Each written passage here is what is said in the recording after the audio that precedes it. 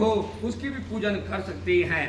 तथा मनोमय इस प्रकार से ये 8 प्रकार की विचित्र पूजाएं कही गई है, जो शालग्राम शिला के साथ में साक्षात पूजन विष्णु भगवान का रूप होता है।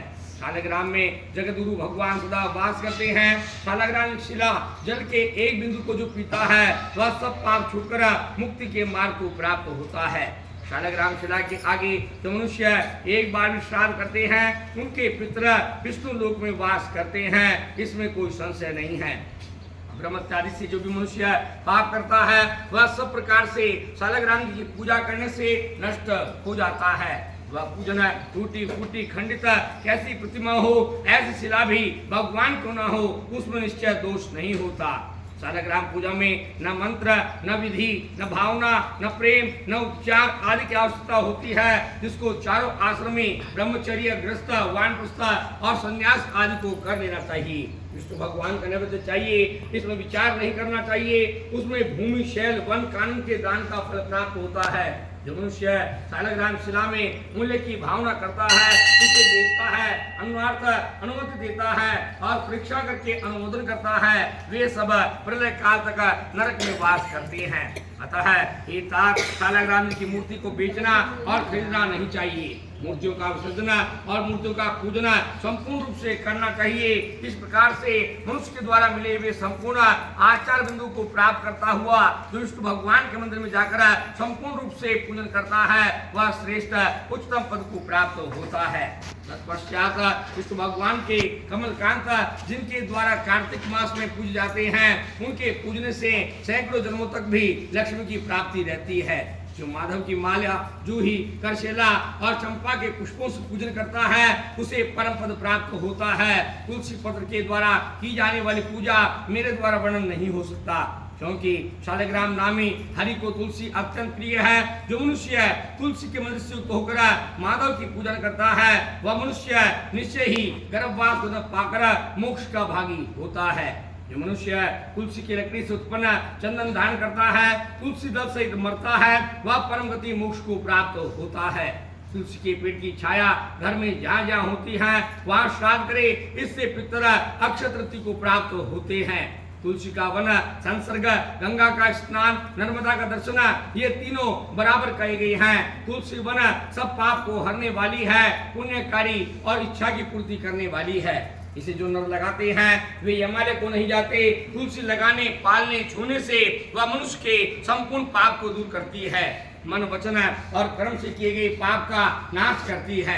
इसलिए तुलसी व्रत को करने वाले भगवान हरि को प्रिय तुलसी की पूजा करें। एकाग्र मन होकर परिक्रमा और नमस्कार करें और तुलसी की प्रार्थना करें कि हे हरि प्रिय तुलसी, देवताओं ने तुम्हें पहले बनाया, मनुष्यों ने पूजा की, आपको हमारा बार बार नमस्कार है। आप मेरे पाप को दूर कीजिए। जो मनुष्य आंवले के पत्ते और फलों से देवताओं का अर्चन करे वह इस पूजा से अनेक प्रकार के फल स्वरूप अनेक प्रकार स्वर्ण पुष्प प्राप्त करता है। जो कार्तिक मास में आंवले के पेड़ के नीचे विष्णु भगवान देव का पूजन करे उसने मानो सब पुण्य स्थान में सर्वदा विष्णु भगवान की पूजा कर ली। द्वादशी को तुलसी का पत्र और कार्तिक में आंवले के पत्ते को जो तोड़ता है वह घोर में जाकर पड़ता है। हे द्विजोतम, आंवले के नीचे जो पिंडदान करें उसके पितर 100 वर्ष तक निरंतर तृप्त रहते हैं।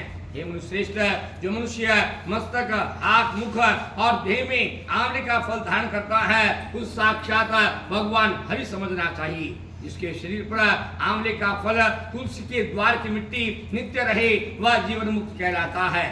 इसके अनंतर वेद के धुरंधर विद्वान ब्राह्मणों को श्रद्धापूर्वक भोजन करावें, गंध, पुष्प और पान दक्षिणा देकर उन्हें संतुष्ट करें। कार्तिक मास में व्रत धारण करने के कारण भूमि पर जो सोवे, ब्रह्मचर्य का पालन करें और ढाक के पत्ते पर हवन करने के पश्चात शेष बचा हुआ अन्न भोजन करें। जो मनुष्य कार्तिक में एक समय भोजन करता है वह शूरवीर और कीर्तिवान होता है। कार्तिक में आंवले की छाया के नीचे जो नर भोजन करता है उसका अंग संसर्ग से लगा हुआ वर्ष भर तक पाप नष्ट हो जाता है।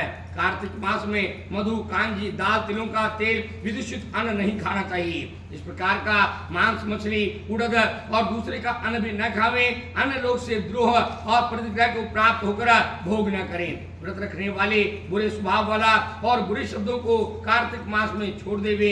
इस प्रकार व्रत रविवार को आंवले का फल नहीं खावे।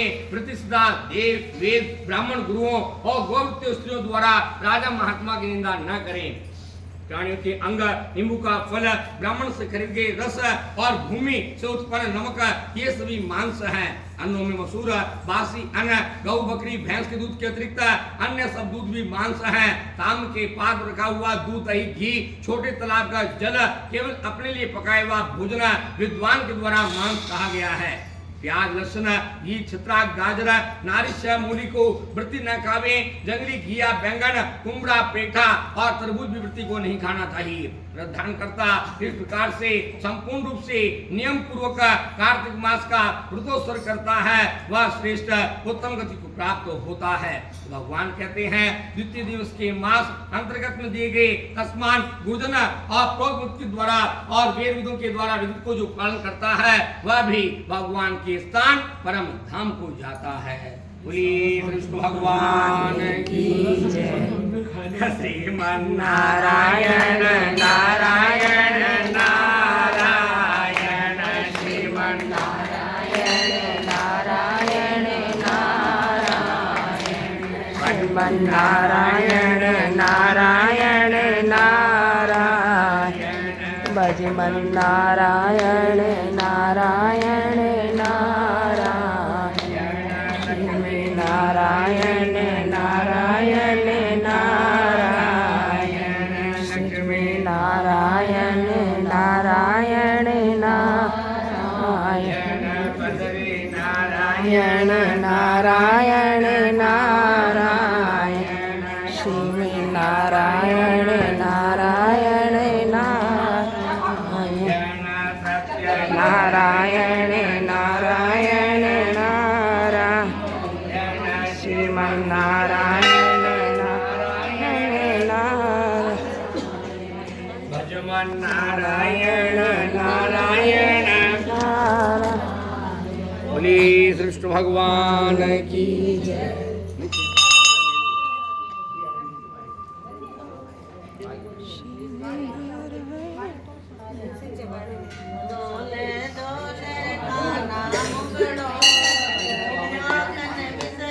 खाले डोले डोले काना मुखड़ो, तू माखन मिसरी खाले डोले मैया मेलो बिलोवे, बेटो खाए देखे तारी मैया मेलो बिलोवे, बेटो खाए देखे मैया थारो माखन खाडो, गुजरे को माखन मेलो मैया थारो माखन खाडो, गुजरे को माखन मीठो, गुजरे हर की आए काना ने माखन लाए, गुजरे हर की आए काना ने माखन लाए, ढोले पाए काना ने मैया पकड़े, छोड़ो छोड़ो जय बनवारी, हर सामने सूरत गुम जाए, छोड़ो छोड़ो जय बनवारे, हर सामने सूरत मुर जाए, सब नहीं छोड़े गोदर प्यारी, देखो कामण गारी, अब नहीं छोड़े गुजर प्यारी, थे छो कामण गारी, डोलर को राम गले हो गावे, थे कोंटा बासा पावे।